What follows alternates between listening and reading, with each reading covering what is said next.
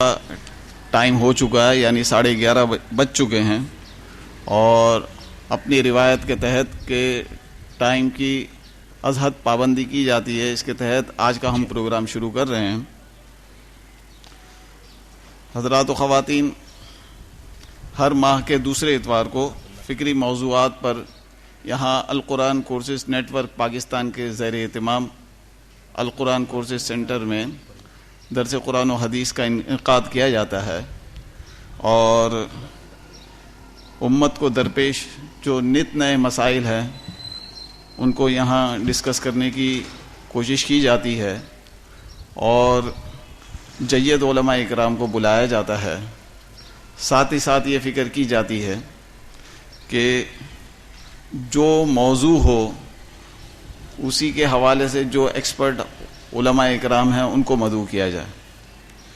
چنانچہ آج کا موضوع بھی اسی بات کا متقاضی تھا، اور آج کے ہمارے مدرس موضوع کے اعتبار سے حضرت مولانا مفتی ارشاد احمد اعجاز صاحب ہیں، جو کہ اسلامی مالیات و اقتصادیات کے ماہر بھی ہیں، اور آج کا ہمارا موضوع مالی عبادات یعنی قربانی، حج، عمرہ اور ان کے معیشت پر اچھے اثرات ہے۔ ملحدین کے بہت سارے اعتراضات وارد ہوتے ہیں اس حوالے سے، اور ہمارے یہاں کا پڑھا لکھا طبقہ، بالخصوص وہ جو کالجز اور یونیورسٹیز سے وابستہ ہے، وہاں جو اسٹوڈنٹس میں خلط مبحث ان کی کالج لائف میں پیدا کیا جاتا ہے، تو اس میں یہ والے شکوک و شبہات بھی پیدا کیے جاتے ہیں کہ اگر قربانی، حج اور عمرہ ان عبادات کو بجا لانے میں پیسہ اتنا خرچ ہوتا ہے، اسی کی جگہ پر اگر جو ہے یہ پیسہ جو ہے وہ ہمارے یہاں جو کیلیمٹیز ہوتی ہیں، ہمارے یہاں جو حادثات ہوتے ہیں، ہمارے یہاں جو ملک کے قرضہ جات ہوتے ہیں، ان کی ادائیگی میں ان کو خرچ کیا جائے تو کیا یہ بہتر نہ ہوگا؟ ہم نے اپنے اس موضوع کو اسی حوالے سے منظم کیا ہے، اور اس کو پوائنٹس کی صورت میں لکھ لیا ہے، جس پر مفتی صاحب جو ہے وہ روشنی ڈالیں گے۔ پوائنٹس کچھ اس طریقے سے ہیں۔ نمبر 1، کیا حج، عمرہ اور قربانی کرنے کی نسبت سماجی خدمات انجام دینا زیادہ بہتر ہے؟ نمبر 2، کیا مالی عبادات غریب ملک کی معیشت پر بوجھ ہوتے ہیں یا اس کی معیشت کے لیے مفید؟ نمبر 3، حج اور قربانی معیشت کا پہیہ رواں رکھنے میں کیسے مددگار ثابت ہوتے ہیں؟ نمبر 4، کیا مغربی اقوام کی طرح مسلمانوں کو بھی اللہ تعالیٰ کے لیے مال خرچ کرنے کا فلسفہ ترک کر دینا چاہیے؟ نمبر 5، کیا پاکستان جیسے غریب اور مقروض ملکوں کو حج اور قربانی کے بجائے قرض کی ادائیگی میں رقم خرچ کرنی چاہیے؟ نمبر 7، ان مالی عبادات پر اعتراضات کرنے والے کل کو اگر مساجد کی تعمیر پر بھی اعتراضات کرنے لگیں تو کیا ان کی تعمیر کو بھی موقوف کرنا جائز ہوگا؟ میں جناب مفتی صاحب سے گزارش کروں گا کہ مذکورہ موضوع پر درس قرآن و حدیث کا آغاز فرمائیں۔ جزاکم اللہ۔ اللہ الرحمن الرحیم، نحمدہ ونصلی علی رسولہ الکریم، اما بعد، اعوذ باللہ من الشیطان الرجیم، بسم اللہ الرحمن الرحیم۔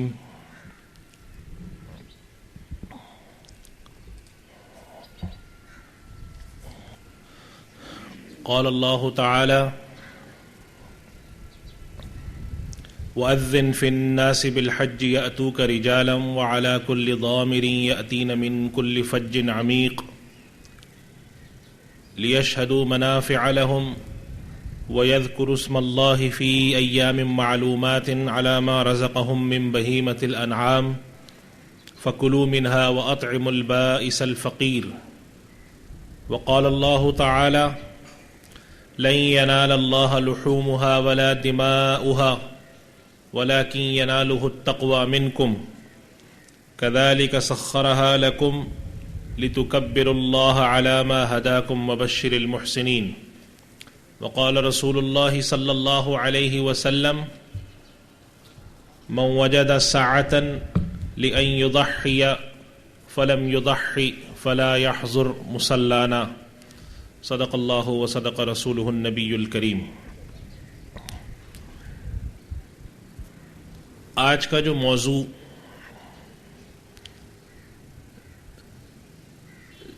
جس کے اوپر کچھ گزارشات مقصود ہیں،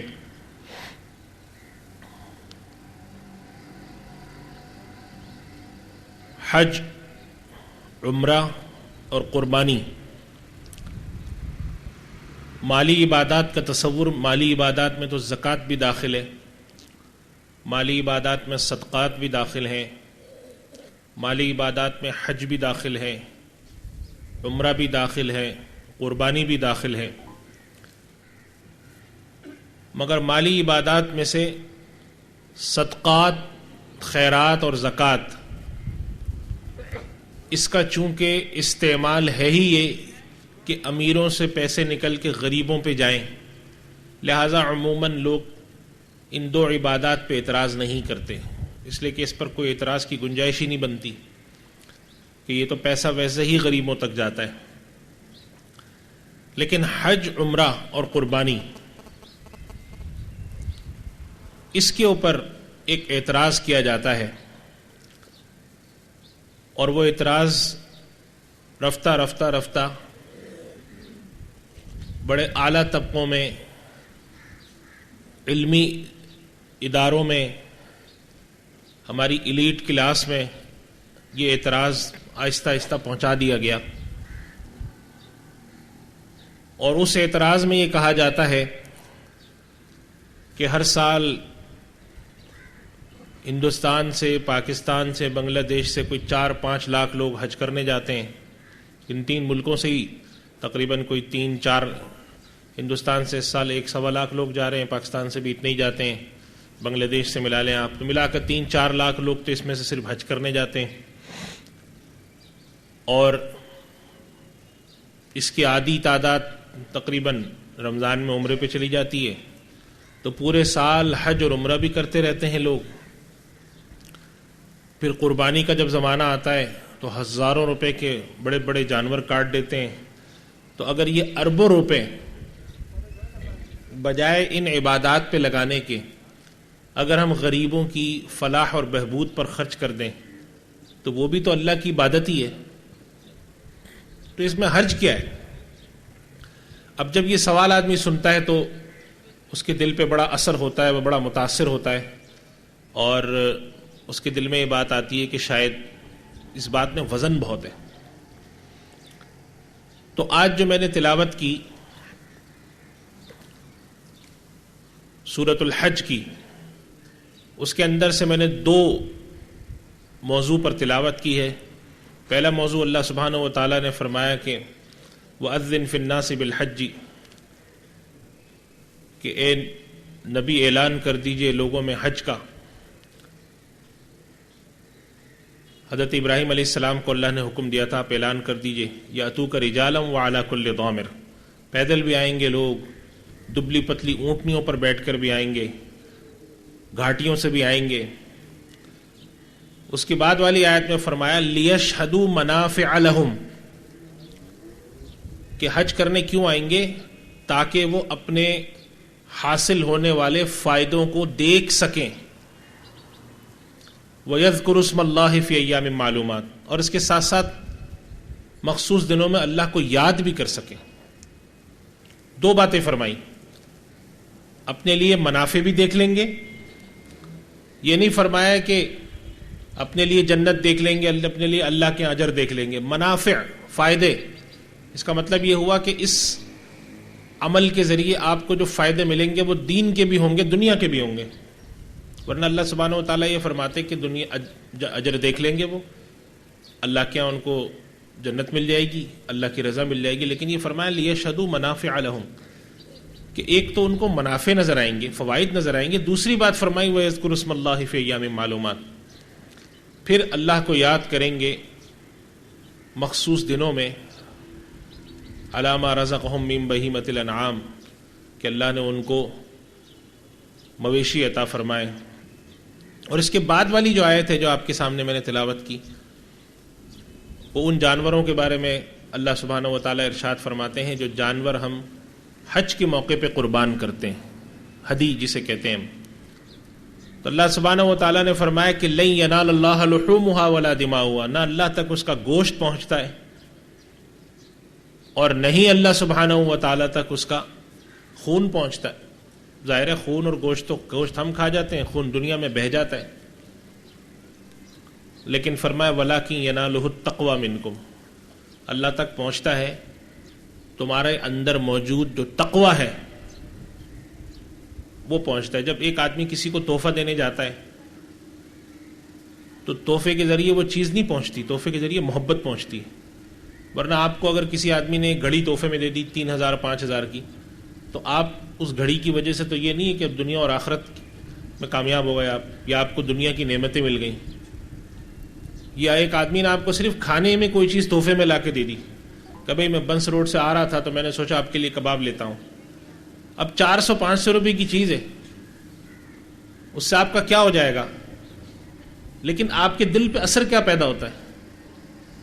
آپ تک وہ کباب نہیں پہنچتے، وہ تحفہ نہیں پہنچتا، آپ تک پہنچتی اس شخص کی محبت، کہ اس شخص کو دیکھیں جب وہاں سے آ رہا تھا تو اس کو میرا خیال تھا۔ تو اللہ سبحانہ و تعالیٰ تک جانوروں کا گوشت اور خون نہیں پہنچتا، اللہ تک پہنچتا ہے آپ کا تقویٰ۔ تو یہاں پہ سب سے اہم بات، 2-3 باتیں ہیں جو میں عرض کرنا چاہتا ہوں۔ پہلی بات تو یہ ہے کہ اللہ تعالیٰ نے جو دین اتارا ہے، اس دین کے اندر واضح طور پہ دین کے 2 حصے رکھے ہیں۔ ایک حصے کا نام ہے عبادات، یہ بھی اللہ کی مہربانی ہے کہ اللہ نے دین کے 2 حصے رکھے، ورنہ اس کائنات کی تخلیق کا مقصد جو ہے، مقصد تخلیق کا کیا ہے؟ اللہ سبحانہ و تعالیٰ سورۃ الذاریات بڑھے گا، آپ کے نفع کا حجم بھی اتنا بڑھے گا۔ یہ فرق آتا ہے، لیکن ہم ان چیزوں کو پہلے اس لیے نہیں بحث میں لاتے کہ دوسرا کہے گا کہ دیکھو ابھی سے حساب کتاب شروع کر دیا ہے نا۔ حالانکہ کسی سے بھیک نہ مانگیں اور وہ خود کفیل ہوں۔ اور اس پر دلیل یہ ہے کہ حضرت سعد رضی اللہ عنہ فتح مکہ کے موقع پر ہے، وہ بھی نہیں پوچھتا کہ آپ نے یہ کس حیثیت سے دیے ہیں۔ اب ظاہر ہے جو پیسے دیے جا رہے ہیں وہ اس کی ایک توجہ یہ بھی ہو سکتی ہے کہ یہ آپ کو جب پانی تعاون ہوتا ہے آپس میں، خاندانوں میں، بھائیوں میں، کہ بھئی چلو یہ کچھ گزارا ہو جائے اس کا، اور واپسی کا ارادہ نہیں ہوتا کہ اس کو واپس بھی لینا ہے۔ ایک پانی شروع ہو جائے، بالکل ہی کوئی لا یوبا بہی ہو، بالکل غافل مسلمان ہو تو الگ بات ہے، ورنہ عام ہر یا بیٹیاں ان میں مال برابر تقسیم کیا جائے، اس میں یہ لحاظ نہ کریں کہ یہ بیٹا ہے اس لیے اس کو ڈبل دے اور یہ بیٹی ہے اس لیے اس کو کم دے۔ حضرات نے عربی پڑھی، ان کو پتہ ہے گنتا ہے، جبکہ دیگر ورثہ جو ہے اس کو شریک نہیں گنتے کہ یہ 50 لاکھ روپے جو ہیں ہمارے والد کے ہیں، تم ان کے محنت میں تو شراکت دار تھے۔ اس کی تفسیر میں بچوں کو بھی غلام دیں گے، تمام بیٹوں کو آپ غلام دیں گے، بچوں کو غلام دیں گے؟ انہوں نے کہا کہ نہیں، صرف ان کو دینا چاہتا ہوں۔ یہ کہ انسان کی عبادت معرفت کے ساتھ ہوتی ہے، اور ممکن ہے کہ ان جانوروں کی عبادت میں وہ معرفت نہ ہو جو انسان کی عبادت میں۔ اللہ نے بڑی واضح تقسیم فرما دی۔ چھوٹی سی عیسیٰ علیہ السلام، وہ معجزات قرآن میں ان کا ذکر تفصیل سے ہے، نظم میں پیدا کیا، چنانچہ یہ فرمایا بتانے اور بیان سے نہیں، معاملات سے تم چکے ہے کہ تفسیر کی طرح ذکر کیا جائے کہ آدمی ناپاک ہے کہ تو وضو کر لے۔ اگر انبیاء علیہ السلام کو معجزات دیے گئے، حضرت داؤد علیہ کہ شریعت کا حکم یہ ہے تعاشروا کل اجانب وتعاملوا، لیکن اس کو واضح نہیں کیے کہ آپ کس حیثیت سے دے رہے ہیں۔ آپ یہ ایک تعاون کے طور پر ناپاک کیسے ہو جاتا ہے؟ اور دوسرا رشتہ کا معجزہ ہمیں دکھاؤ تاکہ ہم تمہارے پیغمبر پر ایمان لے آئیں. وہ دکھائیں جنہیں پتہ نہیں. تو اس کے نتیجے یہ وضاحت کی بھی پیدا کیا ہے. عثمان مرد خاتون کو معلوم ہوتا ہے کہ السلام، حضرت موسیٰ علیہ السلام، حضرت معاشی تعلقات بھی ہوں گے بھی ہو سکتا ہے یا نہیں، اور بہتر کیا ہے. ہے سے اپنی مہربانی سے قصہ رکھ دیا تو چلو اپنی زندگی گزر بسر کرنے کے لیے اپنی زندگی کا سب سے مشکل اپنے قرآن کی خدمت کے لیے تم عبادت کرو، تمہارے بچے بھوکے مریں. مانتے ہیں کسی یہودی سے کہہ دیا جائے کہ اپنے پیغمبر ہو جاتا ہے معصوم بچے یہ نونہال سے ناپاک کر سکتے طبعاً رغبت بھی سے میں جا کر کے قرآن پڑھیں. بزارہ معجزہ اور کیا ہو. یہ مدرسے میں بھیج دیا جائے اور وہ یہی محسوس کرتے ہیں نہ چاہتے ہوئے. اللہ رب بہت بڑی سعادت ہے سے رکھا. پھر انسانی کبھی جانوروں کی انتخاب کیا، اس سے بڑا چیز ہے. ترین کام انہیں یہ کہ قرآن حکیم کیا، لیکن یہ جس طریقے الاقارب لیکن نہیں ہے. یہی لگتا ہے کہ کرنے کی لیکن معاشرتی معاملات کا تصور دیا، وہاں پہ حقوق اللہ کا تصور بھی دیا، اور اللہ نے اپنے لیے خرچ کرنا عبادت رب العزت اس انہیں معاشرو دیگر عبادات کی آج کی اور انسان سے جان مانگتا ہے، عبادت مانگتا ہے. وہاں کہتا ہے بھی اپنے مال کی عبادت. کرنا اللہ کے لیے یہ بہت اس امت پہ اللہ کا یہ بڑا فضل ہے. یہ جو زکوٰۃ اور صدقات کے حوالے سے میں عرض کر رہا تھا کہ آپ نے سنا ہوگا بنی اسرائیل میں اور بعض شروع کی امتوں میں یہ تک سلسلہ تھا کہ جب انسان اللہ کے یہاں کوئی صدقہ یا کوئی عبادت پیش کرتا تھا تو وہ ایک میدان میں رکھ دی جاتی تھی، آسمان سے ایک آگ آ کے اس کو جلا دیتی تھی. یہ نہیں تھا، یہ تو اللہ نے فضل فرمایا کہ کہا اگر تم ہمارے راستے میں خرچ کرنا چاہتے ہو ایسا کرو کہ تمہارے جیسے ایک انسان ہے جو مستحق ہے اس کو دے دو، سمجھو کہ تم نے ہماری عبادت کی. اگر اللہ چاہتا تو یہ کہتا کہ بھئی تمہیں ہماری عبادت کرنی ہے، ہمارے نام پہ جو چیز خرچ کرنا چاہتے ہو جا کے سمندر میں ڈال دو، جا کے مٹی میں دبا دو، سمجھو کہ ہمیں مل گئی وہ. مگر اللہ نے یہ فضل فرمایا کہ چلو بھائی، تو زکوٰۃ میں، صدقات میں، قربانی میں یہ فضل فرمایا کہ قربانی پہ تم قربانی کرنے کے بعد کھا جاؤ گوشت، ہمیں گوشت سے غرض نہیں، کھا لے استعمال کر لو، ہمیں اس سے غرض نہیں. تو جو لوگ عبادات کا، جب انسان کا اللہ سے محبت کا تعلق ختم ہوتا ہے، اور اللہ ہی سے نہیں بندوں سے بھی جب محبت کا تعلق ختم ہوتا ہے تو انسان کسی کو ایک روٹی بھی دیتا ہے نا تو اس کے اوپر بھاری ہوتی ہے. آپ اپنی اولاد کے اوپر آپ بچوں کے ساتھ گاڑی میں جا رہے ہیں، بچہ KFC کے سامنے سے گرا، اس نے کہا پاپا یہ دلا دیں. اگر اللہ نے آپ کو حیثیت دی ہے، آپ کی جیب میں پیسے ہیں، آپ کہتے ہیں میرے بچے کی خواہش اللہ میں پورا کر دوں. وہیں دروازے پہ ایک آدمی آپ کا دروازہ کھٹکھٹا کر، بچہ یا کوئی آدمی مستحق آپ سے کہتا ہے مجھے KFC کا برگر دلا دو، تو آپ کے چہرے پہ بل آ جاتے ہیں کہ تمہارے حالات ایسے ہیں تمہیں KFC کا برگر کھانے کی سوجی ہے، حالانکہ وہ بھی تو انسان ہے. اس کا مطلب کیا ہوا کہ جب محبت دل میں ہوتی ہے تو انسان مال کے خرچے کو نہیں دیکھتا. تو جب اللہ سے محبت کم ہوتی ہے تو اللہ پہ خرچ کیا جانے والا پیسہ انسان کو کھلنے لگتا ہے.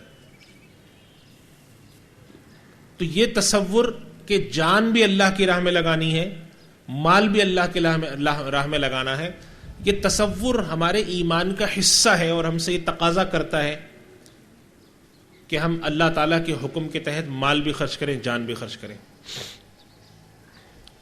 تو یہ تو ایک دین کا وہ تصور ہے جو اللہ کے حکم سے عام مسلمانوں میں آج بھی زندہ ہے.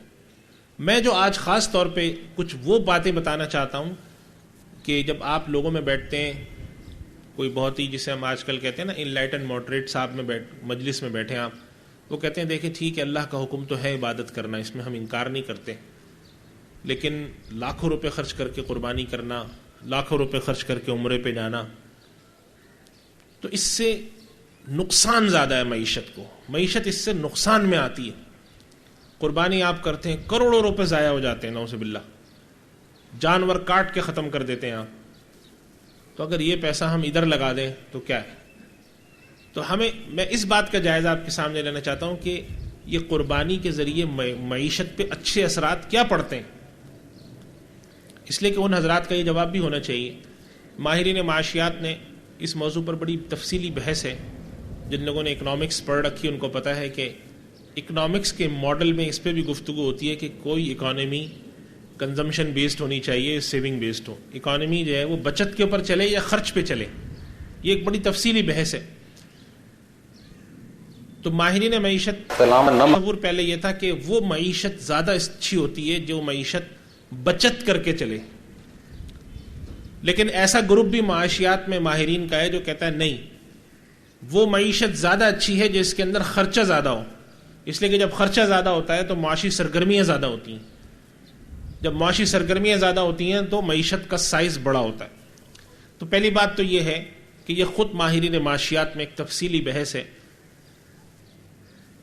کہ معیشت کا پہیہ جو ہے وہ چلانے کے کیا کیا طریقے ہیں. دوسری بات یہ کہ ایک زمانے میں نے اس پہ تحقیق کی تھی تو میں نے یہ حساب لگایا کہ کم از کم قربانی کی وجہ سے 20 سے 25 چیزیں ایسی ہیں جو قربانی کے کام کی وجہ سے معیشت میں حرکت میں آتی ہیں. 20 سے 25 کام، اور اس میں سے 90% کام ایسے ہیں جو غریبوں کے کرنے کے یا جن کا فائدہ غریبوں کو جاتا ہے.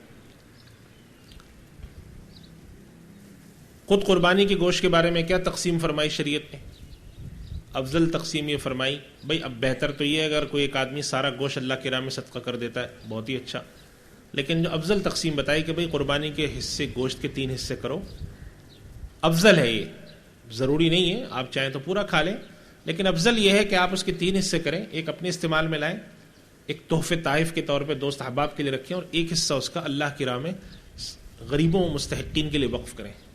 اور الحمدللہ امت میں ہمارے اس پر عمل الفاظ ساتھ حدود کے اندر سے پہلے وہاں سے آگے گزر گیا، اس کا اور گیا وقوف ادا تو اس کے مزدل ہو گیا، دینا ہی دینا ہے. پھر قربانی کا جب جانوروں کا کام آتا ہے تو کھال کا فائدہ، کھال کے بارے میں شریعت نے کیا حکم دیا؟ کھال بیچ کے اس کی رقم مستحقین کو دی جائے، یا انسان کھال کو اپنے استعمال میں لائے یا کسی مستحق کو دے. ایک دوسرا جو 20-22 چیزیں تھیں اس کے اندر میں نے حساب لگایا تھا کہ قربانی کے جب جانور آتے ہیں میدان میں تو قربانی کے جانوروں کے لیے چھریاں، قربانی کے جانور کو آرائش کے لیے پہنائی جانے والی چیزیں، قربانی کے جانوروں کے لیے بغدے، قربانی کے جانوروں کی تقسیم کے لیے چٹائیاں، اس کے لیے پلاسٹک کی شیٹیں، خشک چارہ، سبز چارہ، اس کے چھوٹے چھوٹے اسٹال، قربانی کے جانور کی کھالیں، قربانی کے جانور کی ہڈیاں، قربانی کے جانور کی اوجڑی، قربانی کے جانور کے کان، قربانی کے جانور کے سر کی ہڈی جسے ہم سری کہتے ہیں، لوگ اس میں سے بھیجا نکال کے پھینک دیتے ہیں. کوئی ایک چیز ایسی نہیں ہے جس کی میں آپ کو دعوے سے کہتا ہوں اس دفعہ آپ لوگ قربانی کرنے کے بعد صرف ایک نظر ڈالنے کے لیے نکلیں کہ کیا کیا کام ہوتے ہیں اس سے، اور اکثر کے فائدے کس کو ہیں؟ قربانی کے جانور کی نقل و حمل سوزوکی پہ. تو آپ یہ دیکھیں کہ معیشت میں ایک تو طبقہ وہ ہوتا ہے جو مستحقین غریبوں کا ہے، وہ تو سب کو معلوم ہے اللہ کے نام پہ مانگ رہا ہے یا ضرورت مند ہے، اور ایک طبقہ ان لوگوں کا ہے جو بہت خوشحال ہے. معیشت میں ایک طبقہ وہ ہوتا ہے جو کہ لوور کلاس کہلاتا ہے، بالکل نیچے کے لوگ بیچارے جو کماتے ہیں، مستحق تو نہیں ہے، کماتے ہیں لیکن اس طرح سے کماتے ہیں کہ بس ان کا گزر بسر ہو جاتا ہے. یہ قربانی کا عمل معاشرے کے اس طبقے کے لیے ریڑھ کی ہڈی کی حیثیت رکھتا ہے. آپ چلے جائیں، میں خود ایک دفعہ بکرا خریدنے 3 سال پہلے گیا، مجھے اس آدمی کے چہرہ میری آنکھوں میں نقش ہے. بکرا میں لینے گیا تو وہ سندھ کا ایک آدمی تھا بیچارہ غریب سا، تو اس نے اپنے گھر کی پالتو بکرا تھا اس کا، اور ایک ہی بکرا لے کر آیا تھا. اس زمانے میں وہ 7-8 ہزار کا بکرا تھا. تو اس نے مجھے دیا تو اس کی تھوڑے سے آنکھوں میں وہ بھی آنسو بھی آ گئے کہ ایک پالتو جانور اپنا میں دے رہا ہوں. لیکن اس آدمی کی حالت یہ تھی کہ پھٹے ہوئے کپڑے تھے اس کے. اس آدمی کے پاس 6 یا 7 ہزار آنے کا کوئی طریقہ نہیں تھا, اس لیے کہ وہ جس حالات میں رہتا ہے وہاں پر 600 روپے نہیں مل سکتے اس کو. کون لوگ ہیں؟ اللہ تعالیٰ نے انسان کی فطرت میں یہ بات نہیں رکھی ہے. اللہ سبحانہ و تعالیٰ قرآن کریم میں فرماتے ہیں واللہ فضل بعضکم علی بعض فی الرزق. اللہ نے کچھ لوگوں کو دوسرے لوگوں پر رزق میں فضیلت دی ہے. اور انسان کی فطرت کے بارے میں بتایا فمن الذین فضلوا براد رزقہم علی ما ملکت ایمانہم. جن کو اللہ نے رزق میں افضلیت دی ہے وہ کبھی بھی اپنا رزق اپنے سے ماتحت لوگوں کو برابری پر نہیں دیں گے. یہ انسان کی فطرت میں نہیں ہے. آپ خالی باتیں کرتے رہیں ایسی تو بہت ہے, لیکن کیا انسان کی فطرت میں ہے کہ انسان اپنی دولت کا انسان, اللہ تعالیٰ نے زکوٰۃ بھی اسی لیے 2.5% رکھی. اگر 15 یا 20% رکھ دیتا تو لوگ بہت پریشان ہوتے. لوگ کہتے ہیں بھائی یہ تو ہم جو کمائیں دے دیں. آپ دیکھیں دنیا میں ٹیکس چوری ہوتا ہے, کس لیے ہوتا ہے؟ اس کی شرح اتنی ہوتی ہے, لوگ کہتے ہیں کہ بھائی تو وہ ملک جہاں پر ٹیکس صحیح, ہمارے ملک میں تو ٹیکس غلط استعمال ہوتا ہے, ایک وجہ تو یہ بھی ہے. لیکن دنیا کے وہ ملک جہاں پر ٹیکس لے کر لوگوں پہ ہی لگایا جاتا ہے وہاں پر لوگ ٹیکس دینے کو تیار نہیں ہوتے, اس لیے کہ کسی آدمی سے اس کا پیسہ نکالنا یہ بڑا مشکل کام ہے.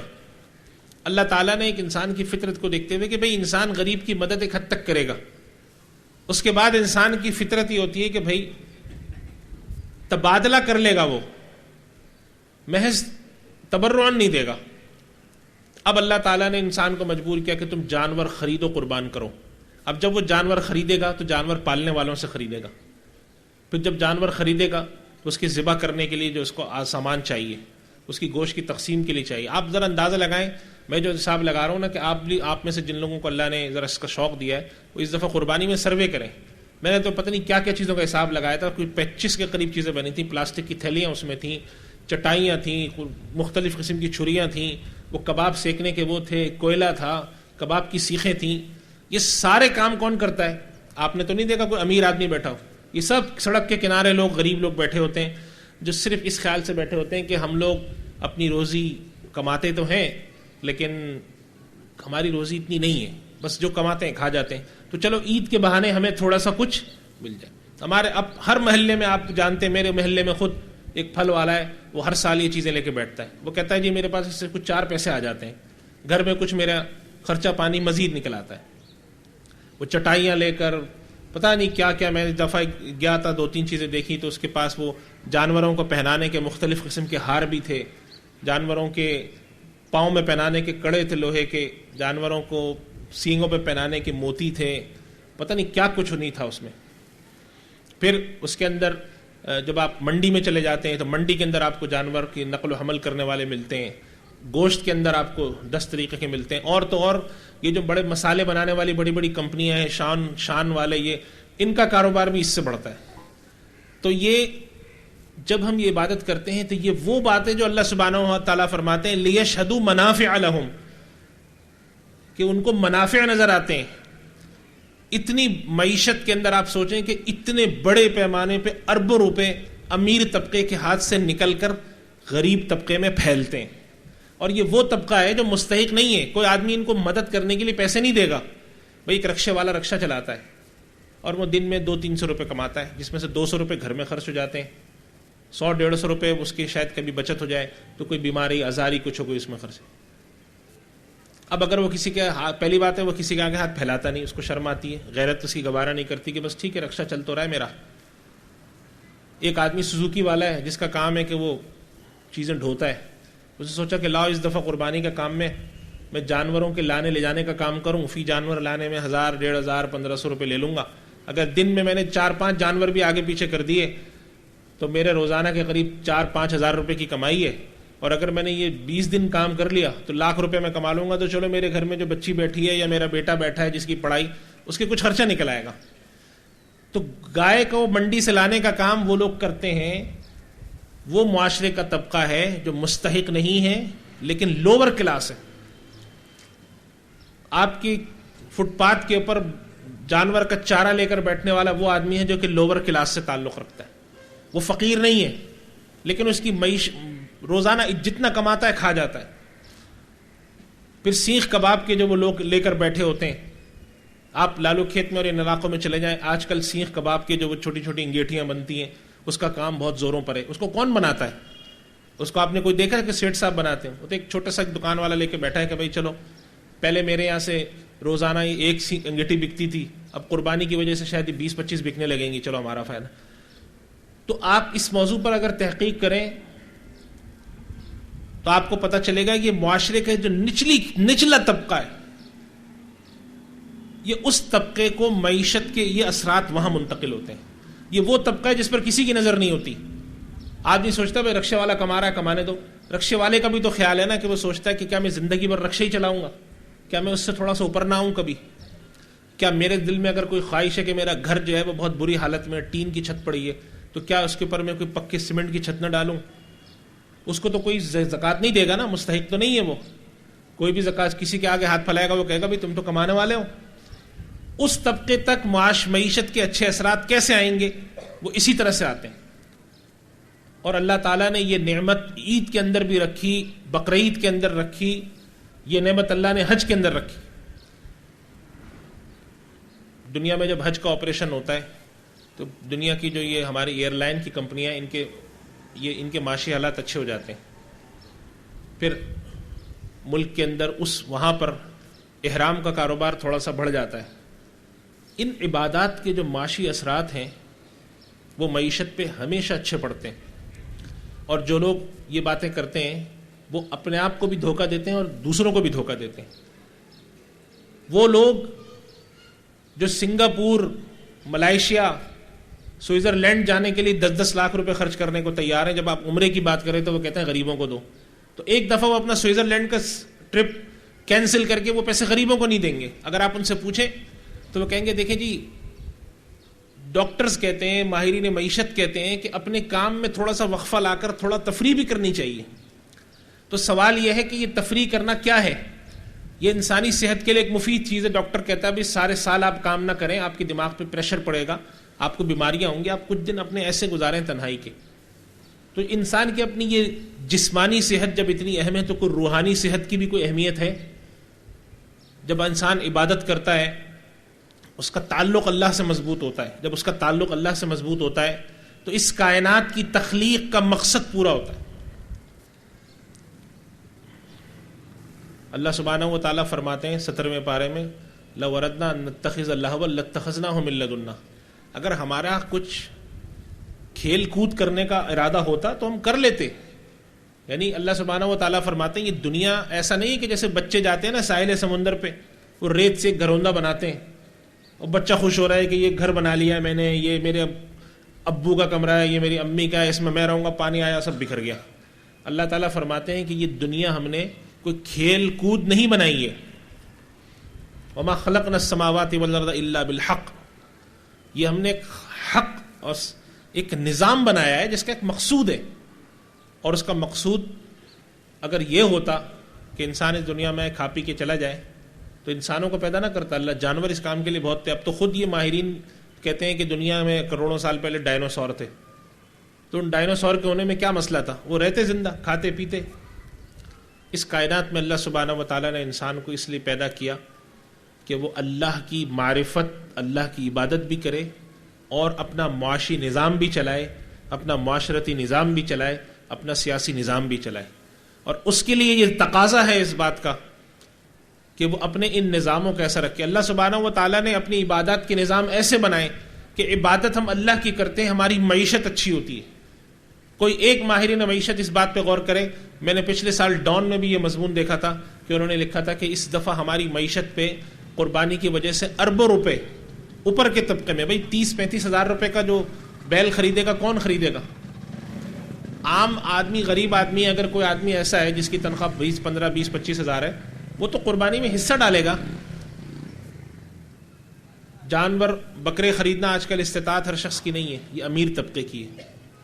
وہ امیر طبقہ جو قربانی پہ لاکھوں روپے خرچ کر کے اپنی جیب سے پیسے اپنے پاس سے نکال کے لوور کلاس کو منتقل کرتا ہے.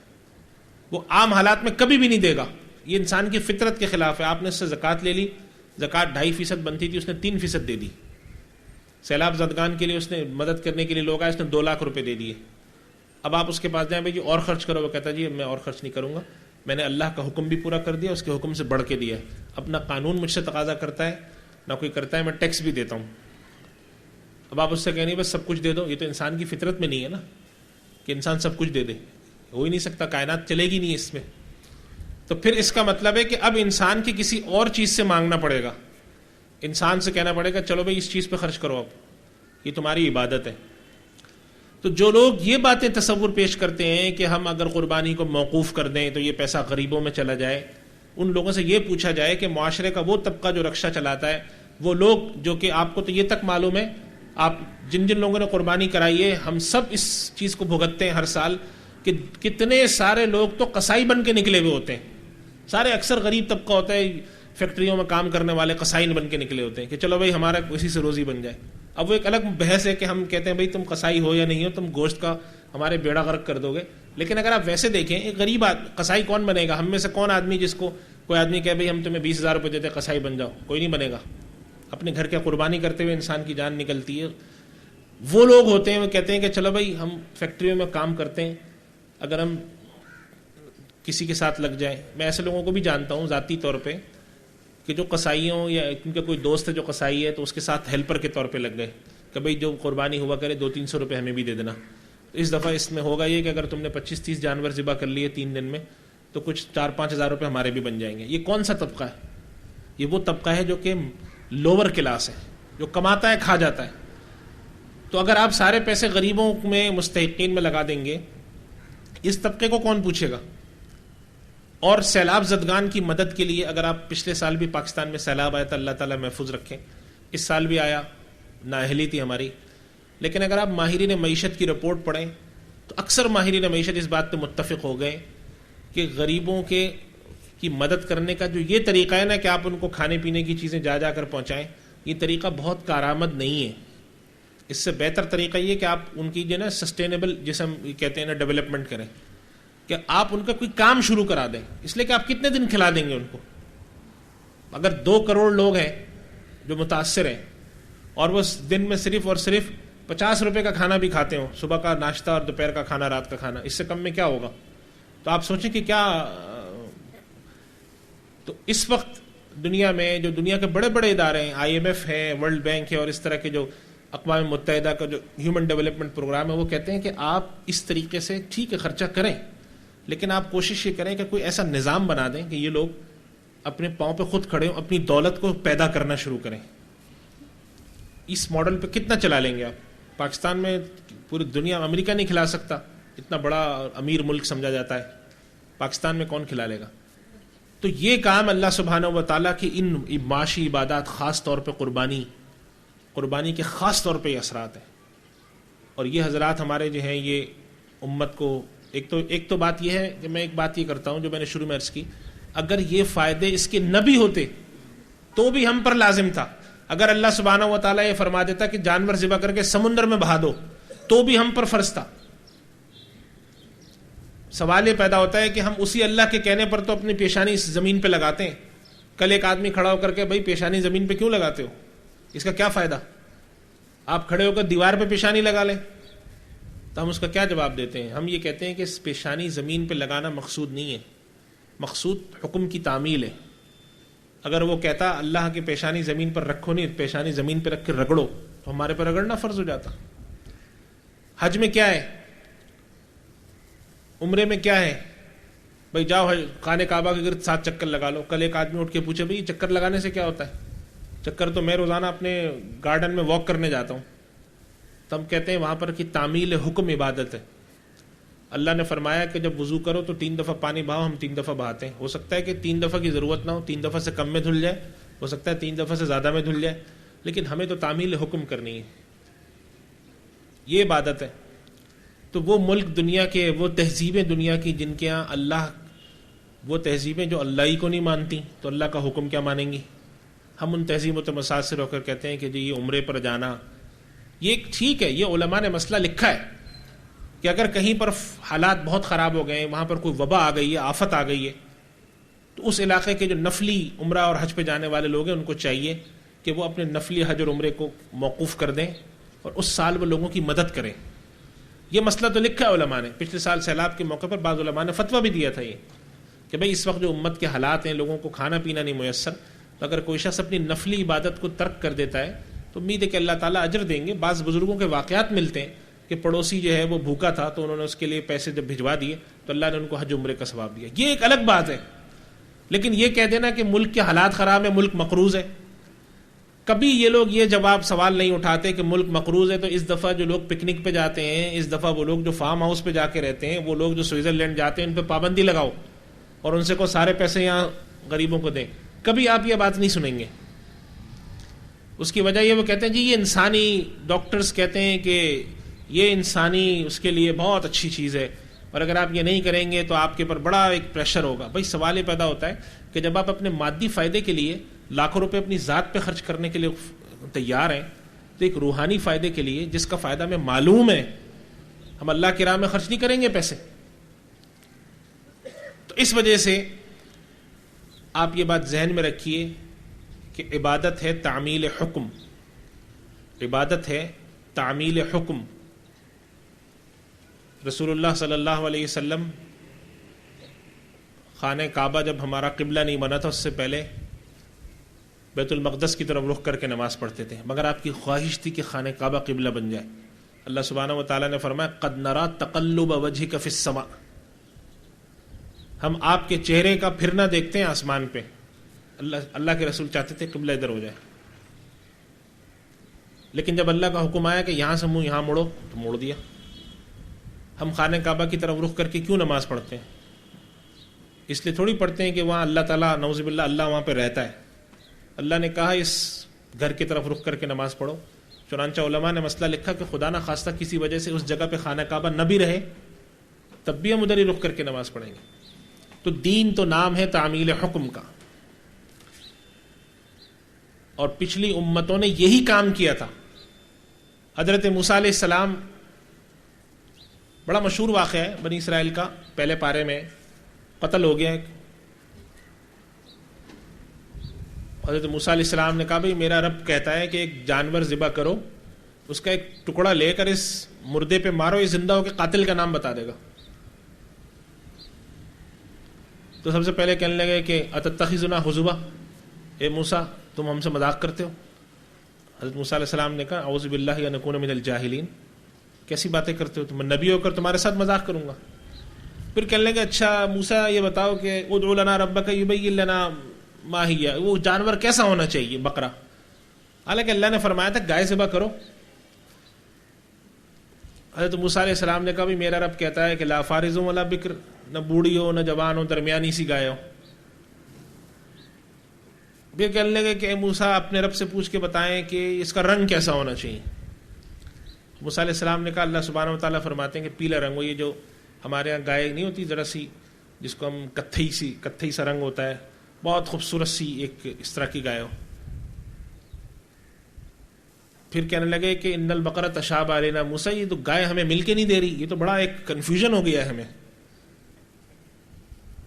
پھر اللہ سبحانہ و تعالیٰ نے گائے کے بارے میں کہا لا ذلول تثیر الارض ولا تسقی الحرث. اب جو وہ گائے ڈھونڈنے ملے تو ایک آدمی کے پاس تھی، اس نے کہا اس گائے کی کھال میں جتنا سونا آتا ہے یہ بھر کے مجھے دو گے تب میں گائے دوں گا، ورنہ بھاگ جاؤں یہاں سے. اب اگر پہلے یہ گائے ذبح کرتے، اب سوچیں آپ گائے کی کھال میں کم سے کم 2-3 من تو سونا آئے گی جائے گا، بلکہ زیادہ ہی آئے گا. جب گوشت 2 من نکلتا ہے تو سونا تو وزن میں زیادہ ہوتا ہے. تو 3-4 من سونا دے کر گائے ملی ان کو، صرف کن حرکتوں کی وجہ سے کہ دین کا حکم تعمیل کرنے کے بجائے ٹالو.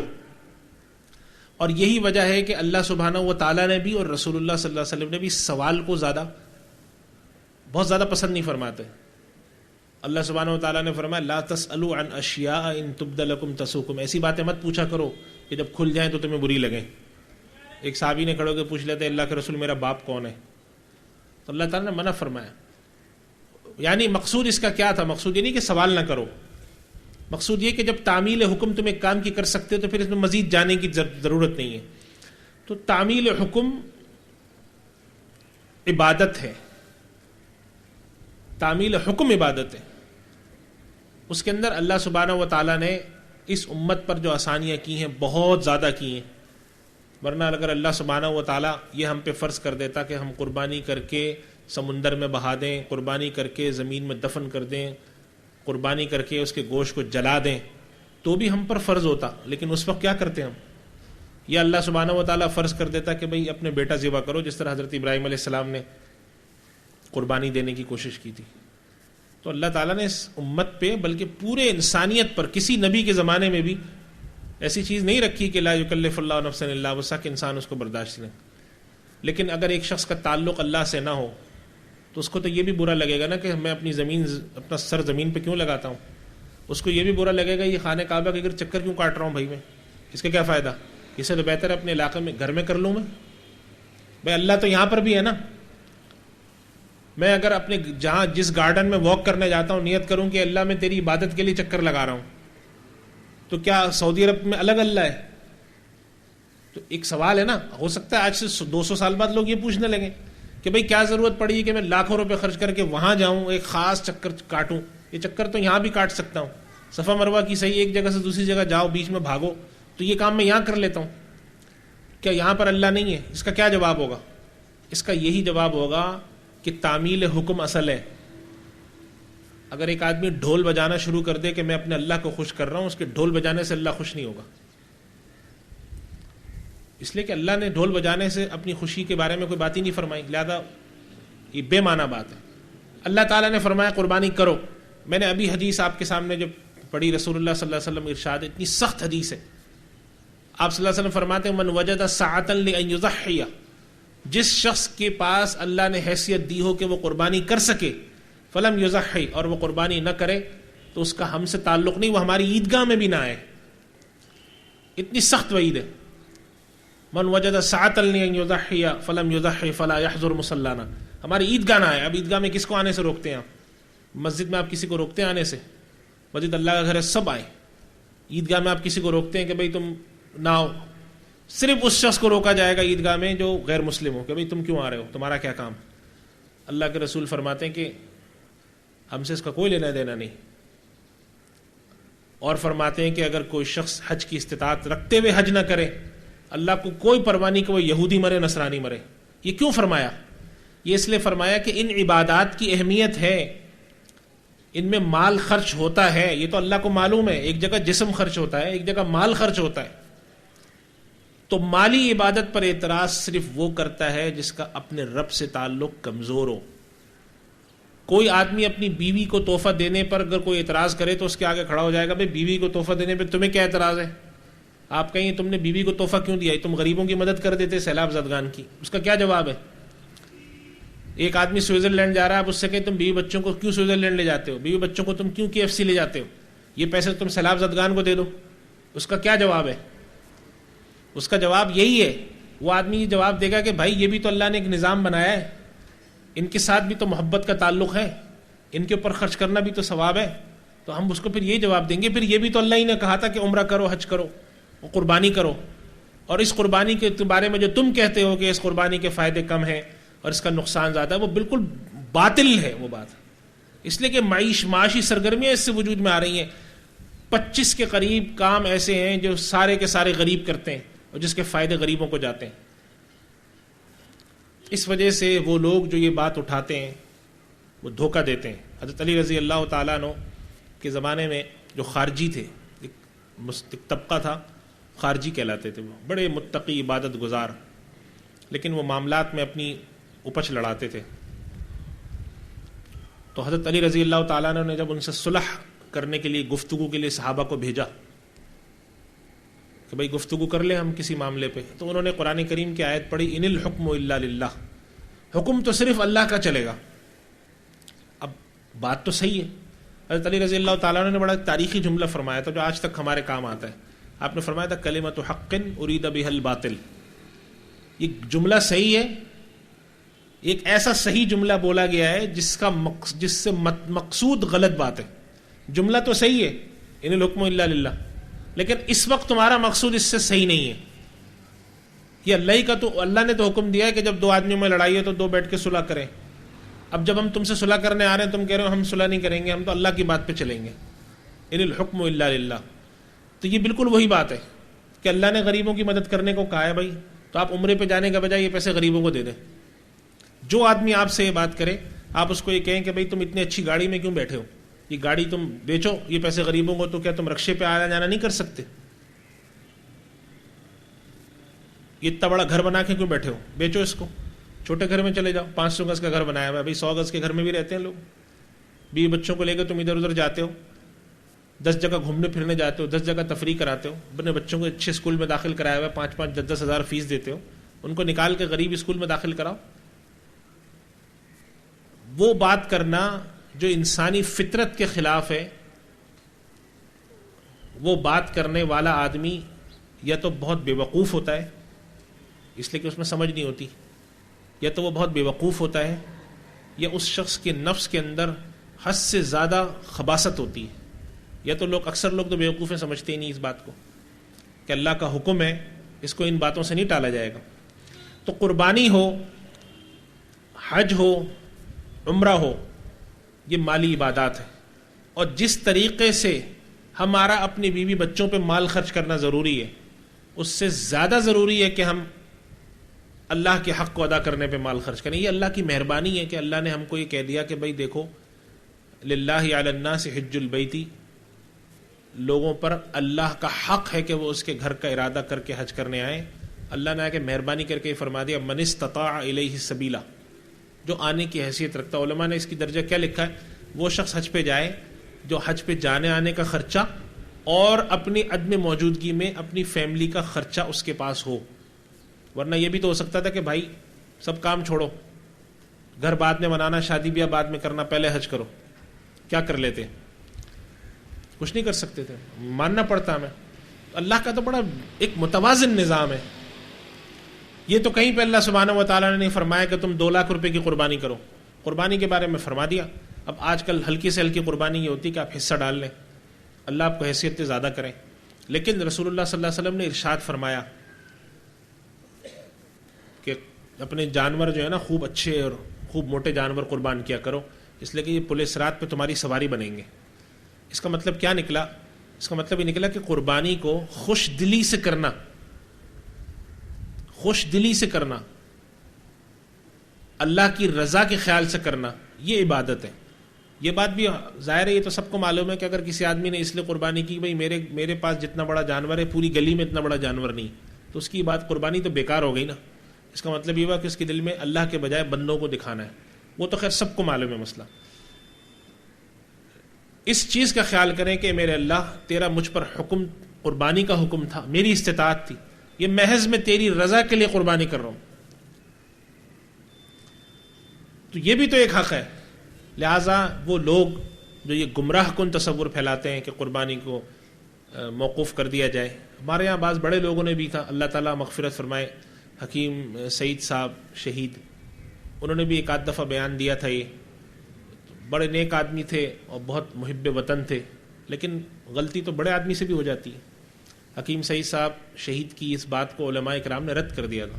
فرمایا تھا حکیم صاحب آپ کی یہ بات درست نہیں ہے. وہ فرمایا کرتے تھے کہ پاکستان کے جو حالات ہیں معاشی طور پہ اتنا ہے تو بہتر ہے کہ ہم 1-2 سال بلکہ 5-10 سال قربانی بالکل بند کر دیں, سارے پیسے ہم قرضہ اتارنے میں لگائیں.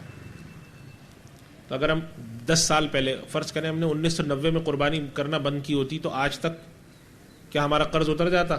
اس حکومت نے آ کر تو اور قرضہ لے لیا. اس کا مطلب کیا ہے کہ عملی طور پہ قربانی بند کر دیں آپ. اور پھر اسی وجہ سے اس اشتہار میں ہم نے ایک پوائنٹ لکھا کہ کل ایک آدمی کھڑا ہو کر یہ سوال اٹھا لے کہ مسجد میں کارپٹ کیوں بچھاتے ہو, اس کے پیسے تم سیلاب زدگان کو دے دو. یہ مسجد میں تم نے 10 لاکھ روپے کا مینار کیوں بنایا ہے؟ کل ایک آدمی کھڑا ہو جائے میمن مسجد میں اور بنوری ٹاؤن کی مسجد کے مینار کیوں بنے ہوئے, ان میناروں کی جگہ اگر غریبوں کی مدد کر دی جاتی. پھر مسجدوں کی مسجد بنانے پر خرچہ.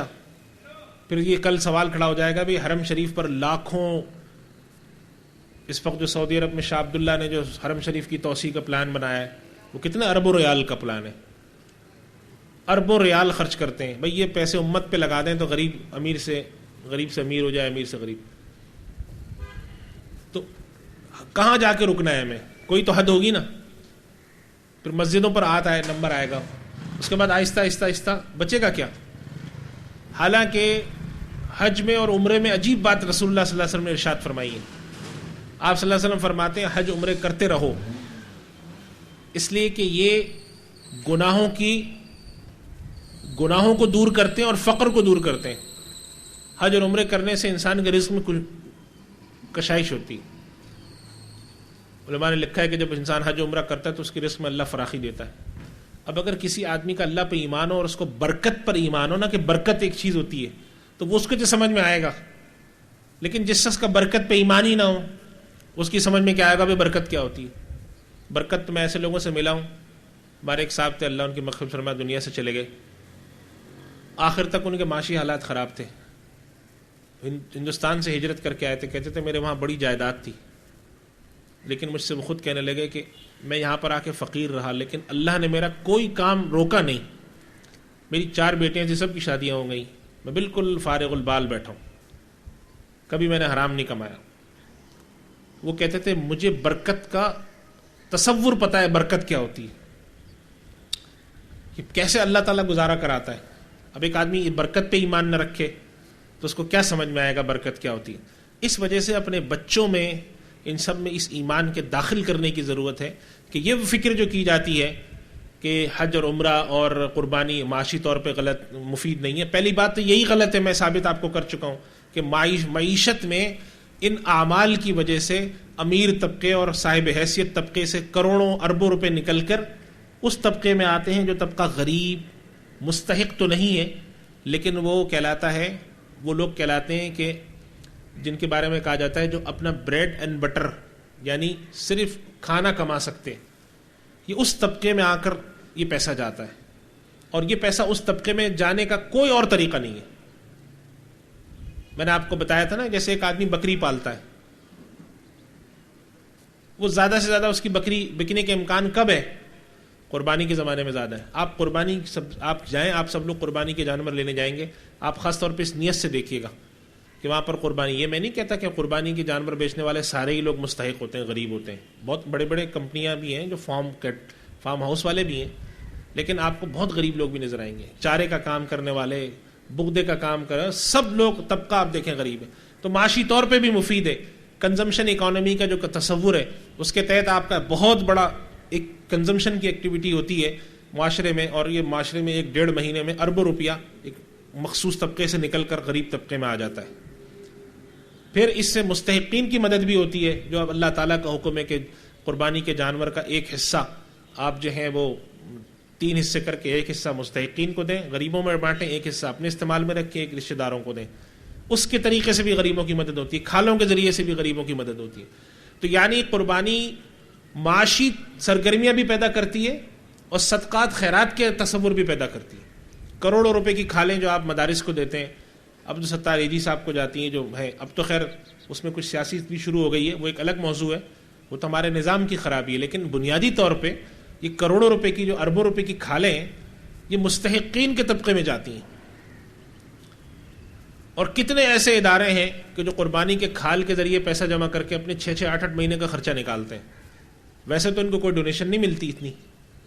اس کا مطلب کیا ہوا کہ اللہ تعالیٰ نے اس کو معاشی طور پہ بھی مفید بنایا ہے, اس معنی کر کہ یہ معیشت کی جو سرگرمی ہوتی ہے, تجارت اور خرید اور فروخت, اس لحاظ سے بھی مفید ہے, جسے ہم کہتے ہیں کہ یہ ایک کنزمپشن اکانومی. دوسرا یہ والنٹرزم کے لحاظ سے بھی مفید ہے کہ اس کے اندر انسان اس کا کچھ حصہ جو ہے صدقات کے طور پہ دیتا ہے. اور تیسرا اس کا جو فائدہ ہے وہ اللہ سے تعلق کا جو فائدہ ہے. حضرت ابراہیم علیہ السلام کی سنت کا صحابہ کرام نے عرض کیا کہ ما ھذہ الاضحی یا رسول اللہ, یا اللہ کے رسول یہ قربانی کیا چیز ہے؟ آپ نے فرمایا سنت ابیکم ابراہیم, یہ تمہارے باپ حضرت ابراہیم علیہ السلام کی سنت ہے. تو آپ صحابہ نے عرض کیا کہ فما لنا فیہا یا رسول اللہ, اللہ کے رسول ہمیں کیا ملتا ہے؟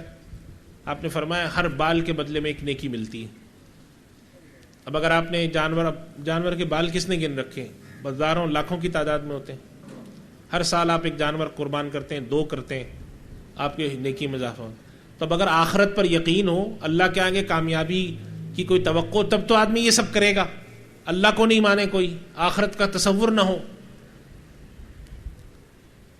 اور زیادہ تر یہ باتیں، زیادہ تر کہہ رہا ہوں، اکثر نہیں، زیادہ تر یہ باتیں وہ لوگ کرتے ہیں جو اصل جہاں سے شروع ہوتی ہیں، جن کے یہاں نہ اللہ کا تصور ہے مضبوط، نہ دین کا تصور مضبوط، جن کے یہاں شراب پینا بھی کوئی بڑی بات نہیں، جن کے یہاں نماز پڑھنے سے کوئی فرق نہیں پڑتا، جو لوگ یہ کہتے ہیں مسجدوں میں اتنا قالین بچھانے کی ضرورت نہیں، مسجدیں تو سادہ ہونی چاہیے، مسجدوں میں اسپیکر کی ضرورت نہیں. یہ ایک مسلمانوں کا معاشرہ ہے جو اپنی ضروریات پیٹ کی بھی پوری کرے گا، اپنے رب کی کے حق کو بھی ادا کر کے چلے گا. اور یہ تا قیامت یہ نظام جو ہے چلنے کے لیے بنا ہے اور چلے گا. اور یہ امت کی من حیث المجموع ذمہ داری ہے، ہماری بھی ہے، ہم سب کی انفرادی رخ پر اور اجتماعی رخ پر ذمہ داری ہے کہ ہم یہ بات جا کر واضح کیا کریں، اپنے بچوں میں واضح کریں، اپنے حلقہ احباب میں واضح کریں کہ بھئی یہ اللہ کا حکم ہے، اس کی تعمیل کے معاشی فائدے بھی ہیں، اخروی فائدے بھی ہیں. اور آخر میں یہ بات بھی عرض کروں کہ قربانی اور حج اور عمرے کے حوالے سے جو سوالات اٹھائے جاتے ہیں،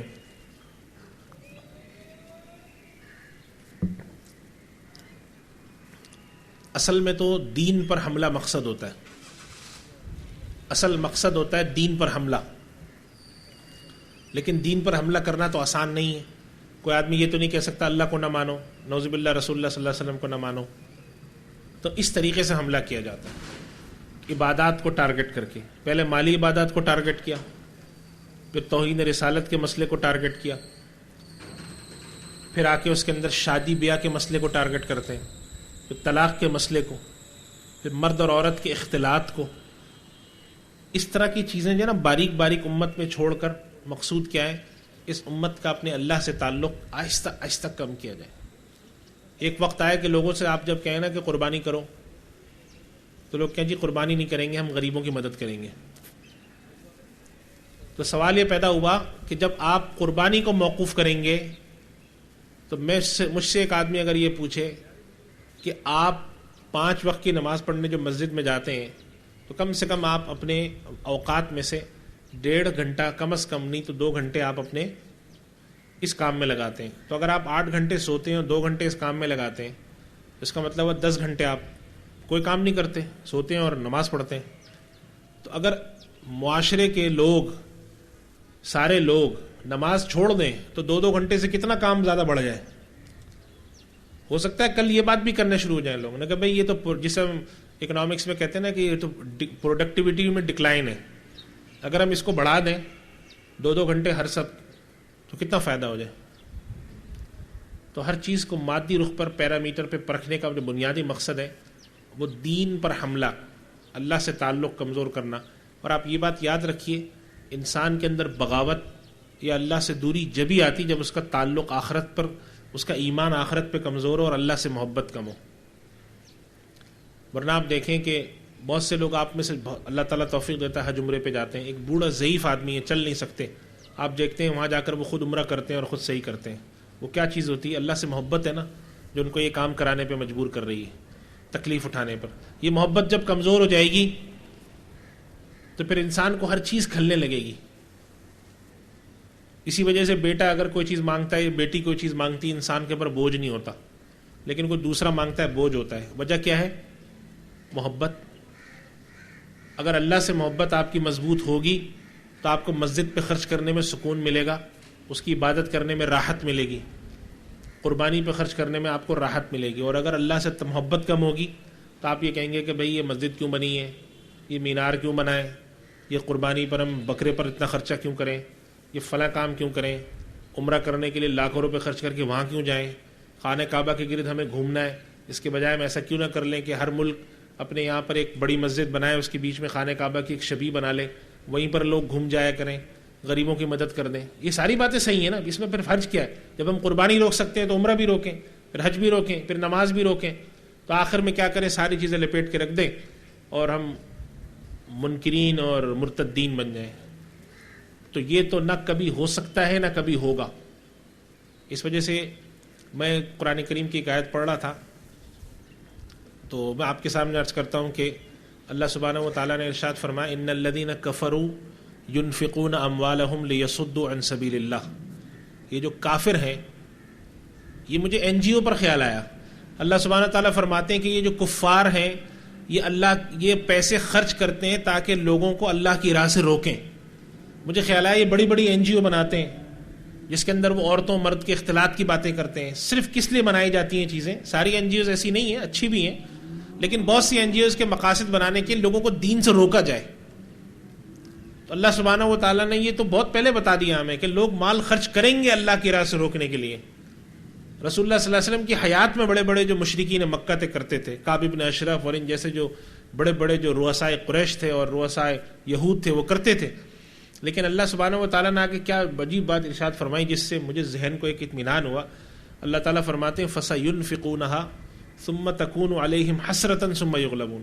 یہ لوگ خرچ کرتے رہیں گے لیکن یہ بات ان کے لیے حسرت اور ندامت کا سبب بنے گی, یعنی دنیا میں بھی آخرت میں بھی. ثم یغلبون, پھر یہ مغلوب بھی ہو جائیں گے. اس سے ہمیں نتیجہ یہ ملتا ہے یہ جتنی کوشش کرنے والے لوگ ہیں, یہ کتنی کوشش کر لیں, ان کے مقدر میں ناکامی لکھی ہے, لیکن نقصان اس کا ہوگا جو آدمی ان کا اعلی کار بن جائے گا. اللہ تعالیٰ نے نبیوں کے دشمن پیدا کیے. اللہ سبحانہ تعالیٰ فرماتے ہیں وَكَذَلِكَ جَعَلْنَا لِكُلِّ نَبِيٍّ عَدُوًّا مِنَ الْمُجْرِمِينَ. جو نبی آئے اللہ نے ان کے دشمن پیدا کیے, انسانوں میں سے ہی تھے, لیکن انسان کو اس چیز کی کوشش کرنی چاہیے. اللہ کے نبی کا دشمن تو کامیاب نہیں ہو سکتا کبھی بھی, لیکن وہ آدمی جو دشمنوں کے ساتھ مل کر کوشش کرتا رہا کم سے کم وہ تو بدبخت ہو گیا. تو کوشش یہ کرنی چاہیے کہ جو لوگ اللہ کی راہ میں اللہ کے دین سے روکنے کے لیے پیسہ خرچ کرتے ہیں ان کا ساتھ ہم نہ دیں, اس لیے کہ یہ طے شدہ بات ہے. اللہ سبحانہ و تعالیٰ قرآن میں فرما چکا ہے کہ یہ ان کے لیے ناکامی اور حسرت کا سبب بنے گا اور یہ مغلوب ہوں گے. لیکن ہم اگر ان کے ساتھ مل کر اپنی زندگی بتا دیں گے وہ ہم اللہ کو کیا جواب دیں گے کہ اللہ تعالیٰ تو فرمائیں گے یہ سب کوششیں کرتے رہے, ان کو تو ہم نے ناکام کر دیا, لیکن تم تو ان کے ساتھ لگے رہے پوری زندگی. یہ فکر آپ اس کام کرنے کی ضرورت ہے. حضرت مولانا قاسم نانوتوی رحمۃ اللہ علیہ دارالعلوم دیوبند کے جو بانی ہیں, ان کا ایک واقعہ میں یاد آ گیا تو میں عرض کروں آخری اس کے طور پہ. ہندوستان میں ایک ہندو, بہت بڑا ہندو جیسے پنڈت تھا جس کا نام تھا دیو آنند سرسوتی. اس کے واقعات لکھیں. حضرت مولانا قاسم نانوتوی رحمۃ اللہ علیہ سے بڑے مناظرے ہوتے تھے. تو ایک مرتبہ اس نے مناظرے میں کہا کہ مولانا قاسم صاحب آپ لوگوں کے یہاں تصور ہے لوح محفوظ کا, اور لوح محفوظ میں ساری چیزیں لکھی ہیں. کہنے لگے یہ تو بتاؤ اس کتاب کو اٹھاتا کون ہے, کھولتا کون ہے؟ یہ کوئی اتنی بڑی کتاب ہے کہ ایک آدمی ادھر بیٹھتا ہے دوسرا آدمی ادھر بیٹھتا ہے, دونوں مل کے اس کا گتا کھولتے ہیں.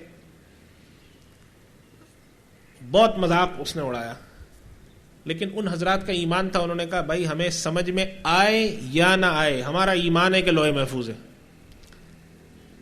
میں سوچنے لگا کہ 100 سال کے اندر اندر آج اگر دیو آنند سرسوتی ہوتا اور لوگوں سے یہ سوال پوچھتا تو مولانا قاسم نانوتوی صاحب کے پاس جانے کی ضرورت نہیں تھی. ایک 10 سال کا بچہ کہتا کہ میرے پاس جو ہارڈ ڈسک ہے, ایک چھوٹی سی USB ڈرائیو ہے 8 GB کی, اس کے اندر تو میں پتہ نہیں کیا کیا ڈال سکتا ہوں. تو اللہ کے پاس اگر کوئی ایسی چیز ہے تو اس میں کیا مشکل ہے؟ اس سے ہمیں ثابت کیا ہوا کہ آج سے 100 سال پہلے اتنا بڑا اعتراض تھا لوح محفوظ کا کہ لوگ چھپ جایا کرتے تھے کہ بھئی کیا جواب دیں, لوح محفوظ کو کون اٹھا کے پھرتا ہے جس میں سبھی کچھ لکھا ہوا ہے. اللہ تعالیٰ فرماتے ہیں کہ 7 سمندر بھی اگر تمہارے سیاہی بن جائیں تو اللہ کے کلمات نہیں لکھ سکتے. لوح محفوظ میں تو بہت کچھ لکھا ہے. تو یہ اٹھاتا کون ہے, کھولتا کون ہے, پڑھتا کون ہے؟ یہ جو آتا ہے کہ فرشتے بیٹھے ہوئے ہمارے لکھ رہے ہیں, تو ان فرشتوں کو اتنے کاغذ کہاں سے آئے؟ ہماری عقل ناقص تھی تو ہم سمجھتے تھے کہ ہر چیز جو ہے نا کاغذ پہ ہی لکھی جاتی ہے, لیکن کمپیوٹر کی ایجاد ہوئی, انہوں نے کہا ہر چیز کاغذ پہ تھوڑی لکھی جاتی ہے, کچھ چیزیں تو اب آپ دیکھیں نا ہارڈ ڈسک دنیا میں ہر بچے دکان میں ایک 8 GB کی ہارڈ ڈسک ڈرائیو موجود ہے, اور لوگ کہتے ہیں آگے چل کے اتنے سے کے اوپر بھی ابھی تو گیگا بائٹ آتے ہیں, کل ٹیرا بائٹ آئے گا, پتہ نہیں کہاں کہاں تک لوگ جائیں گے. تو آج دیو آنند سرسوتی تو دنیا سے چلا گیا, لیکن آج اگر وہ ہوتا تو مولانا قاسم نانوتوی کی ضرورت نہیں تھی. ایک گلی میں کرکٹ کھیلنے والا بچہ اس کو جواب دیتا کہ یہ کوئی اعتراض ہے. اس وجہ سے میں یہ بات عرض کر رہا ہوں کہ آج کے دور میں جتنے اعتراض ہیں, اگر اللہ کا حکم موجود ہے تو اعتراض ہمیں سمجھ نہ بھی آئے ہمیں اس پہ ایمان لانا چاہیے. اس لیے کہ یہ اعتراض جو میں نے ابھی عرض کیا نا کہ سارے لوگ مغلوب ہو جائیں گے, اللہ اپنے دین کو غالب کرے گا. آج نہیں, آج سے 50 سال بعد یہ اعتراض حل ہو جائے گا. لیکن آپ اپنا ایمان خراب کر کے جو دنیا سے جائیں گے تو آپ کے پاس کوئی بچت کا راستہ نہیں ہے. اس وجہ سے ہمیں اس چیز کی بہت زیادہ قوت کے ساتھ اس کی بات کرنے کی ضرورت ہے. اللہ کا حق ہم پر جو ہے وہ یہ ہے کہ اگر اللہ ہمیں حکم دیتا کہ قربانی کر کے گوشت سمندر میں بہاؤ تو بھی فرض ہوتا. یہ اس کی مہربانی ہے کہ اس نے ہمیں یہ کرنے کو کہا ہے. تو جو لوگ یہ فکر پیدا کرتے ہیں، جو آواز لگاتے ہیں کہ قربانی موقوف کرو، قربانی کے معاشی اثرات اچھے نہیں ہیں، وہ در حقیقت اللہ سے محبت تو ان کی خیر ہے ہی نہیں، اللہ سے محبت کم ہے، یا وہ بیچارے غافل ہیں، دینی حلقوں میں نہیں بیٹھتے تو محبت کمزور ہو گئی ہے. اللہ تعالیٰ ان کو ہدایت دے. اور اگر کوئی شخص جان بوجھ کے ایسی بات کرتا ہے تو وہ گمراہ ہے، وہ ہمیں بھی گمراہ کر رہا ہے، آپ کو بھی کر رہا ہے. تو ہمیں اس بات پہ ایمان رکھنا چاہیے کہ ایسا نہیں ہے. ہاں یہ بات ضرور ہے، جو مسئلہ میں پہلے بتا چکا ہوں، علماء نے یہ مسئلہ لکھا ہے کہ اگر کسی علاقے میں ایک آفت آ گئی ہے، مشکل آ گئی ہے، تو ایک دفعہ، ایک سال کے لیے، ایک دو دفعہ کے لیے یہ کرنا کہ انسان اپنی نفلی عبادات جو ہیں، جیسے حج اور عمرے پہ، نفلی عمرے پہ جانا یا قربانی بڑے پیمانے پہ کرنے کے بجائے چھوٹے پیمانے پہ کر کے اس ضرورت کو پورا کرے. یہ ایک الگ مسئلہ ہے، یہ تو ایک جزوی بات ہو گئی نا، ایک سال دو سال کے لیے. یہاں پر تو ہمارے ایمان یہ نہیں ہو رہا کہ قربانی کی ضرورت نہیں ہے. یہاں تو ہم جانتے ہیں قربانی ضروری ہے، لیکن پھر بھی یہ سمجھتے ہوئے کہ چلو اس وقت امت کی مالی ضرورت زیادہ ہے، یا فرض کریں کہ امت کے اندر کوئی بڑی ضرورت آئی ہوئی ہے، تو چلو ہم قربانی کا کم سے کم درجہ ادا کر کے باقی ادھر کریں. جیسے کہ علماء نے مسئلہ لکھا ہے کہ اگر آدمی سفر پہ جا رہا ہو اور پینے کا پانی کم ہو تو وہ وضو بعض صورتوں میں تیمم بھی کر سکتا ہے، بعض صورتوں میں وضو اس طرح کر سکتا ہے کہ اس میں صرف فرض پورا کرے، سنت چھوڑ دے. بہت کم پانی ہے سفر میں. تو یہ تو وہ بات ہو گئی نا کہ بھئی اگر آپ کی ضرورت پوری نہیں ہو رہی تو چلو بھئی ایک دو سال کے لیے آپ نفلی حج پہ جانے والے لوگ کم جائیں اور وہ اس جگہ پیسہ دیں. یہ ایک الگ بات ہے، اس کی تو اجازت ہے شرعن. پچھلے سال ہمارے بعض علماء نے بھی فتویٰ دیا تھا اس پر سیلاب زدگان کی. اور یہ بالکل الگ بات ہے کہ حج اور عمرہ اور قربانی کو موقوف کیا جائے یا اس کے پیسے غریبوں میں لگائے جائیں. دونوں باتوں میں بہت فرق ہے. بس ان کلمات پہ میں اپنی گزارشات ختم کرتا ہوں. اللہ تعالی ہمیں ہمارے ایمان کو سلامت رکھے، ہمارے ایمان کو محفوظ رکھے. وآخر دعوانا ان الحمدللہ رب العالمین.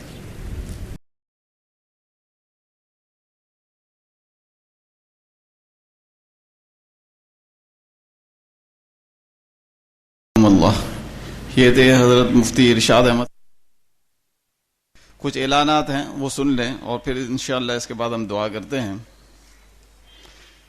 جن حضرات و خواتین نے القرآن کورسز میں اپنے موبائل نمبر رجسٹر نہیں کروائے وہ کروا دیں تاکہ یہاں منعقد ہونے والے تمام کورسز اور پروگراموں کے SMS آپ کو ملتے رہیں. اگلا ماہانہ درس قرآن و حدیث یہاں انشاءاللہ القرآن کورسز سینٹر میں اتوار 13 نومبر کو منعقد ہوگا انشاءاللہ، اور یہ عید کے بعد انشاءاللہ ہوگا.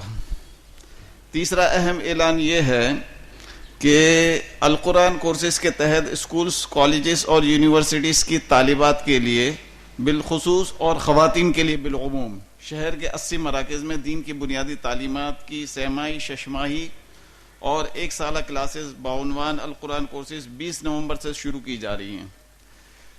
تمام خواتین و حضرات سے گزارش ہے کہ آج ہی سے ان کورسز کی نشر و اشاعت کو اپنی ذمہ داری بنا لیں تاکہ ہماری نوجوان نسل جو کالجز اور یونیورسٹیز کے مادی ماحول میں رہتی ہے اور ہمارا جو نظام تعلیم جو بنیادی طور پر سیکولر بنیادوں پر بنایا گیا ہے اور اس کی وجہ سے ہمارے ان نوجوانوں کو دین کی تعلیمات کے حوالے سے محرومی کا شکار رہنا پڑتا ہے، تو اس قسم کے جو شارٹ کورسز جو ہے وہ اس میں بڑا اہم کردار ادا کر رہے ہیں. الحمدللہ تقریباً 10 سال سے یہ کورسز جو ہے ہمارے یہاں منعقد ہو رہے ہیں. ایک سینٹر سے شروع کیا تھا، اب الحمدللہ 80 مراکز تک کہانی جا چکی ہے اور الحمدللہ ہمارا نیٹ ورک جو ہے بڑھتا ہی چلا جا رہا ہے. تو اس میں آپ حضرات بھی بھرپور کردار ادا کریں اور اپنی ذمہ داری کے حوالے سے احساس فرمائیں. ایک اور اہم اعلان یہ ہے کہ جو سندھ میں، اندرون سندھ میں جو بارشوں کی وجہ سے جو تباہی و بربادی ہوئی ہے، تو اس کے علاوہ اس کے حوالے سے جہاں بہت ساری NGOs کام کر رہی ہیں وہاں اسلامک NGOs کا کردار بڑا اہم. الحمدللہ اسلامک NGOs نے جو کردار ادا کیا ہے اس کو دنیا مان رہی ہے، ہمارا بین الاقوامی میڈیا بھی اس کو مان رہا ہے. الخیر ٹرسٹ نے بھی اس حوالے سے بڑا بھرپور کردار ادا کیا ہے، اور اگرچہ نشر و اشاعت کے میدان میں اور میڈیا کے میدان میں اس کو کوریج اچھی نہیں ملی، لیکن ہم جو ہے اندر کے حالات سے واقف ہیں. ان لوگوں نے جو کردار ادا کیا ہے وہ ناقابل فراموش ہے. انہوں نے یہاں اسٹال بھی لگایا ہے اور ان کے جو سربراہ جو حاجی طاہر صاحب وہ بھی آج آئے ہوئے ہمارے درمیانی موجود ہیں. آپ حضرات کو جو یا خواتین کو جو انکوائری بھی کرنی ہو اس حوالے سے کہ مدد کیسے کی جائے اور کن کن شعبوں میں مدد کی جا سکتی ہے, کون کون سے ایریاز ایسے ہیں جو ورسٹ افیکٹڈ ہیں اور وہاں کس کام کی زیادہ ضرورت ہے, تو وہ سارے آپ اسٹال سے معلومات لے سکتے ہیں. اس کے علاوہ عید الاضحیٰ کا سلسلہ بھی قریب ہے تو وہاں یہ اجتماعی قربانیاں کرنے کا بھی سلسلہ کریں گے. اجتماعی قربانیاں ویسے بھی کرتے ہیں یہاں ہمارے یہاں ہمیشہ جو ہے ان کے لیے جو ہے وہ حصے جمع کیے جاتے ہیں. اس میں بھی اگر آپ حضرات یا خواتین میں سے کوئی انٹرسٹڈ ہو تو وہ یہاں بھی اسٹال پر بھی جمع کروا سکتے ہیں اور ہمیں بتا بھی سکتے ہیں. ایک اور اہم اعلان یہ ہے کہ آپ حضرات اور خواتین کے علم میں ہے کہ شیخ الاسلام مفتی محمد تقی عثمانی صاحب دامت برکاتہم کا آسان ترجمہ قرآن, جس کو الحمدللہ القرآن کورسز نیٹ ورک نے جس کی نشر و اشاعت کو ایک تحریک کا درجہ دیا ہے, یہاں آسان ترجمہ قرآن یہاں اسٹال پر باہر اویلیبل ہے کاسٹ ٹو کاسٹ, اور اس کا گفٹ ایڈیشن بھی اویلیبل ہے تاکہ آپ حضرات جو اپنے رشتہ داروں میں, اپنے دوستوں میں, شادیوں میں اس کی نشر و اشاعت کا بھرپور اہتمام کر سکیں. آپ حضرات جو ہے یہاں اسٹال سے یہ لیتے جائیں. ایک اور اہم اعلان یہ ہے کہ 2006 سے لے کر 2011 تک یہاں 55 دروس قرآن و حدیث منعقد ہوئے, یعنی کہ اس سال کے شروع تک. تو یہ سارے کے سارے جو ہے منفرد موضوعات پر جو عموماً جو ہے ہمارے یہاں محراب و ممبر پر ڈسکس نہیں کیے جاتے ہیں اور باقاعدہ بہت تحقیق طلب ہوتے ہیں. آج کا موضوع یہ دیکھ لیں, آپ لوگوں نے کتنی مرتبہ اس کو سنا ہوگا, میرا خیال ہے میں نے تو نہیں سنا اپنی زندگی میں. تو اس قسم کے تحقیقی موضوعات پر ہم گفتگو کرواتے ہیں مختلف موضوعات پر. تو یہ سارے کے سارے 3 CDs کی شکل میں ہم نے جمع کر دیے ہیں, یہاں باہر اسٹال پر اویلیبل ہیں 100 روپے میں صرف, تو آپ لیتے جائیں. ہمارے دوست اور معروف کالم نگار کاشف حفیظ صدیقی کی ایک تالیف ہے پھر سوئے حرم لے چل, یہاں باہر اسٹال پر بلا معاوضہ دستیاب ہیں. جن لوگوں کا انٹرسٹ ہو, جن خواتین کا انٹرسٹ ہو وہ لیتی جائیں. کچھ دعاؤں کے لیے کچھ حضرات اور خواتین نے کہا ہے, خاص طور پر میرے بہنوں یا حاجی ہارون صاحب کے لیے دعا کیجیے گا. ہمارے ایک دوست ہیں خالد بھائی, ان کے بیٹے کا ایکسیڈنٹ ہوا ہے, دماغ پر چوٹ آئی ہے, ان کے لیے دعا کیجیے گا. ہمارے ایک دوست ہیں گل محمد, ان کو پروسٹیٹ کینسر ہوا تھا. ابھی درس سے 5 منٹ پہلے مجھے انہوں نے فون کیا تھا اور انہوں نے کہا ابھی آپریشن بھی میرا ہو گیا ہے تو میرے لیے خصوصی دعا کروائیے گا. ان کے ایک بھتیجے ہیں, ان کو بھی کینسر ہو گیا ہے اور وہ انتہائی کرب کی حالت میں ہیں, ان کی صحت کے لیے بھی دعا کیجیے گا. ایک ہمارے پڑوسی ہیں, انہوں نے اپنی بچی جن کا نام حبیبہ سلمان ہے ان کے لیے دعا کی درخواست کی ہے, وہ بھی بیمار ہیں. یہ چند اعلانات تھے. میں جناب مفتی صاحب سے گزارش کروں گا کہ دعا فرمائیں. جزاکم اللہ.